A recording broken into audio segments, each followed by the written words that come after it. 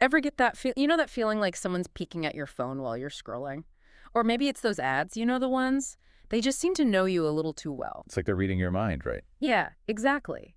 And it's not just a hunch, is it? It's like every click, every late night scroll, it all adds up. It's true. It all turns into, well, data. And Hmm. that data, it's valuable. Yeah. Way more valuable than most people realize. Yeah. Data is the new oil, right? We hear that a lot.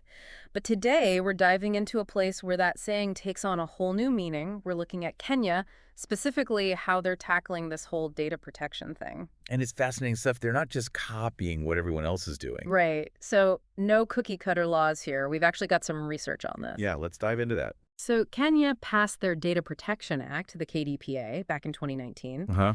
And one thing that jumps out, at least compared to some other countries, is who this law is really meant to protect. It's about the individual. You, me, the person using the internet, not just the big companies. At least that's the idea. Which is interesting in itself, right? Because a lot of data laws, they focus on businesses first. Okay, that's a good point. So how does Kenya's approach stack up against, say, the EU? They've got that whole GDPR thing, which seems pretty tough. You've got a side-by-side comparison here. And, wow, okay, there are some differences. Yeah, there are some. Yeah. Big picture, both care about your data. Yeah. But the details, oh, the devil's in the details. Always is. So let's talk about, say, government surveillance. That's a big one for a lot of people. Absolutely. It's tricky, right? Both the EU and Kenya, they've got rules about how governments can access your data. But Kenya's rules, well, they're a little more, shall we say, flexible. Flexible how? Well, think of it like this. You've got a strong lock on your door, right? Good, solid protection. But there's also this spare key kind of hidden under the mat, just in case. And that spare key is? Things like national security exceptions. They're written into Kenya's law. So the government can say, hey, we need this data, national security, and it makes it harder to push back. The EU's a bit stricter on that front. Okay, so that's one to keep an eye on. But the KDPA, it does offer some protection against that kind of overreach, right? It tries to. But as this analysis points out, those national security loopholes, they're pretty big. Leaves room for, let's just say, creative interpretation. Not exactly reassuring. Speaking of which, remember that whole Cambridge Analytica scandal? Oh, yeah. Wasn't Kenya caught up in that mess, too? Big time. See, that's what gets me, because even with data protection laws, like on the books, there's always that risk someone's going to try to, Bend the rules. yeah, bend or even break them.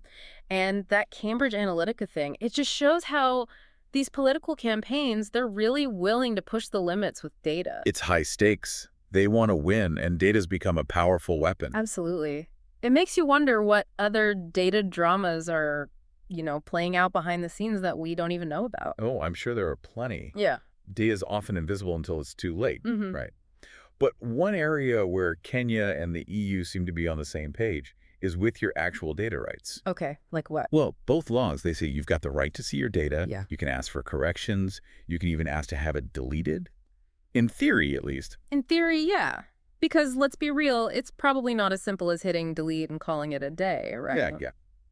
Both laws might grant those rights, but actually getting a company to cough up your data or delete it, that could be a whole other story. So it's a bit of a, what do they say, your mileage may vary situation? Exactly. Yeah. Enforcement's the key here. And the EU, they're way ahead of the game. They've got teeth.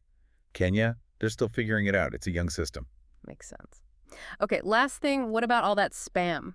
The marketing emails, the targeted ads that seem to know exactly what you were just thinking about buying. How's Kenya handling that?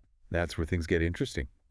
Kenya, they're actually stricter than the EU in some ways. Right. Yeah, they've got these opt-in rules for direct marketing, and they're pretty tough. Tougher than the EU's in certain cases, actually. So those annoying texts, those spam emails, Kenya's trying to crack down. Well, that's a win for consumers, right? Maybe our inboxes will be a little less cluttered. But enough with the theory. Let's get into some real-world Kenyan data stories, because we've got this legal thesis here, and let me tell you, it does not hold back. And one thing it calls out specifically is these digital lending apps. They're everywhere in Kenya. Oh, yeah. Ubiquitous. And this thesis, it basically says some of these apps, they're playing fast and loose with people's data. And the thing is, this wasn't just some academic paper, gathering dust on a shelf. This thing had teeth. Wait, for real? What happened? It sparked actual change. The Kenyan government, they took notice. They saw the issues, and they actually implemented new data protection rules, specifically for those digital lending apps. Wow. Okay. So real impact. I love it when that happens. But it does make you wonder what other data shenanigans are lurking out there, just waiting to be uncovered, right? Oh, absolutely. And that's where this thesis gets really interesting because it goes beyond just showcasing these cases. It dives into the so what? Why should you, the listener, care about all of this? Why does data protection in Kenya matter? Right. Because it's easy to think, well, my data's out there, but I'm not doing anything wrong. So, Exactly. And that's the point this thesis really drives home. It's bigger than just you or me, right? It's about power. Who has it, who's using it, and how. okay. So when we say power in this context, what are we really talking about? Think of it like this. Someone gets a hold of your data, right? Maybe stuff you didn't even realize they were collecting. Suddenly they can use that against you. Against you. How? Blackmail, maybe. Discrimination. The thesis even talks about cases of, like, manipulation.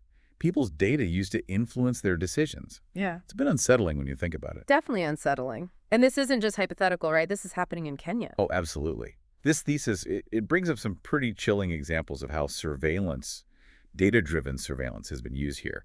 Silencing critics, targeting individuals, it's all in there. So we've moved way past annoying ads and spam, haven't we? This is serious stuff. Right. And here's the thing, Kenya. They're still early in this whole data protection journey. They've got the KDPA, which is a start. But it's going to take more than that. It's going to take people, everyday Kenyans, understanding what's at stake. Because awareness is key, right? Absolutely. The more people who get it, who understand how their data is being used, the better. That's how you start to push for real change, for stronger protections. Okay, so I'm getting a crash course in Kenyan data here, but I gotta be honest, sometimes this stuff can feel a little abstract, you know? Like, I get it, data's important, it's powerful, but who's actually benefiting from all this?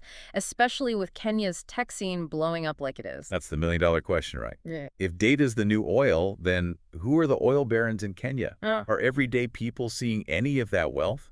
Or is it all going to big corporations, tech giants, that sort of thing? And let's not forget about the government, right? They've got to have a huge interest in all this data, too. Absolutely. The thesis makes that very clear. It's all connected. Data protection, good governance, transparency, accountability.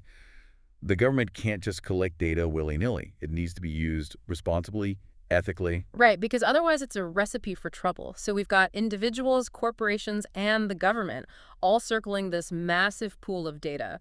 Where does that leave the average person in Kenya? Trying to figure out who to trust, what's safe.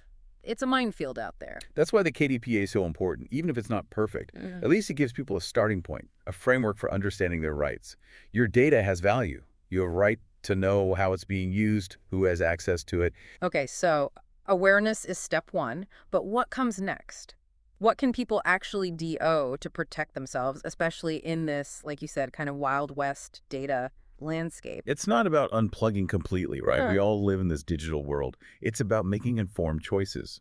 Know what you're signing up for. Read those privacy policies, boring as they might be. Because those little things, they do make a difference. They add up. Think about the apps on your phone. What permissions are you giving them? What are you sharing on social media? It's about becoming more conscious of your digital footprint. Right, taking control of your data. But what about enforcement? Because we talked earlier about how that's still kind of a weak spot in Kenya, right? What's stopping companies from just doing whatever they want, even with the KDPA in place? That's where collective action comes in. The thesis talks about this individuals coming together, demanding better data protection. Think consumer groups, advocacy organizations, legal challenges even. It's about making some noise, making it clear that this matters. So it's not just on individuals to figure this out on their own? Exactly. It's a societal shift. It's about changing the whole conversation around data in Kenya. And that's what makes this whole thing so fascinating to me, Yep. The KDPA is just the beginning. It's the conversations, the challenges, the awareness campaigns. That's what's going to shape the future of data in Kenya. It's a lot to wrap your head around, that's for sure. It really is. Yeah, it's a whole new world we're living in. It is, and it's constantly changing. But, there's this one thought that keeps coming back to me after all this. It's that question, the big one, if data is the new oil. Who's getting rich in Kenya? Who's controlling the oil wells? That's the billion-shilling question right there. It is, because we talk about individuals, right? Their rights, their data, and we talk about companies, big and small. But who's really sitting on top of this data goldmine? And the thesis, it really wants us to dig into that. Not just the legal stuff, but the economics of it all. Where's the money flowing? Who's benefiting? Yeah. Is it Kenyans? Or are we talking about, those global tech giants scooping up all the profits and running? It's a valid concern for sure. Because that's what worries me, right? Yeah. Will this data boom actually help Kenya, or will it just, leave it further behind? And this is where things get really, really interesting. Because the thesis, it talks about data as this potential powerhouse, right? Yeah. It could actually drive economic growth in Kenya, empower people. Uh-huh. But, and it's a big but, Uh-oh, there's always a but, isn't there? there is, and this but is a big one. It's the risk of what some people are calling data colonialism. Ooh, data colonialism. I've heard that term, but honestly, it's one of those things I hear and I'm like, I should probably know what that means, but explain it to me like I'm 5. Okay, so remember back in the day how colonial powers, they'd go to places like Kenya and they'd take all the good stuff, right? Diamonds, gold, coffee, whatever they could get their hands on. Right, they took all the resources. Exactly. And it often left those countries, exploited. Not a good look. Well, the worry now is that happening again? But instead of diamonds or gold, it's data that's being extracted. Oh, I see. So instead of digging up the land, they're digging up our data. In a nutshell, yeah. Yeah. It's a new kind of resource extraction, and it's happening in the digital world. And that's the challenge for Kenya, right? How do they make sure that their data, it benefits them, their people, their economy? That's a tough needle to thread. So what's the solution here? How do we make sure that data empowers Kenya instead of being used against it? Well, there's no magic bullet, unfortunately. But awareness, like we've been saying, is the first step. Knowing this is happening is huge. And the KDPA is a decent start, at least on paper. But it's going to take more than that. Smart policies, supporting Kenyan tech companies so they can compete. And most importantly, people need to care about this stuff. Because if Kenyans don't value their data, no one else will. So it's on all of us then, not just the government, not just big tech, but everyone. It's a collective effort, 100%. Yeah. And honestly, it's something to think about no matter where you live, right? This data revolution, it's global. So whether you're in Nairobi or New York or anywhere in between, your data has value. Know your rights, protect yourself, and don't be afraid to ask questions. Demand better. Data for good. I like the sound of that. Well, that is a wrap on this deep dive into Kenya's data landscape. We've covered a lot of ground today, from the specifics of the KDPA to the broader implications of this whole data revolution. And if there's one thing we want you to walk away with, it's this. Your data has power. It can be used to empower or to exploit, to connect or to control. The choices we make today, individually and collectively, will determine how that power is wielded. Thanks for joining us.